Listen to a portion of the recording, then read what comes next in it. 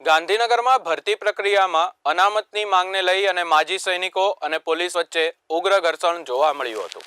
પાછલા 9 દિવસની ઇન્ફોસિટી પાસે ધરણા પર બેઠેલા માજી સૈનિકોએ આંદોલન ઉગ્ર બનાવી વિધાનસભા તરફ કૂચ કરવાનો પ્રયાસ કર્યો હતો।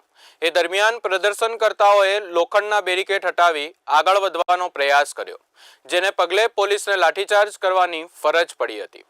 ઘર્ષણની પરિસ્થિતિ સર્જાતા અનેક સ્થળોએ તણાવનો માહોલ જોવા મળ્યો। પોલીસ બંદોબસ્ત વધારવામાં આવ્યો હતો।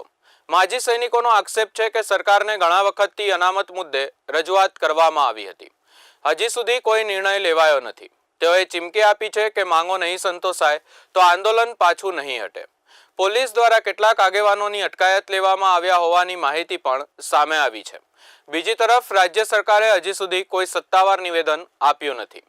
આંદોલન નવા ચરમસીમાએ પહોંચી ગયું છે, ત્યારે સરકાર તરફથી શું પગલાં લેવામાં આવે તે હવે જોવાનું રહ્યું।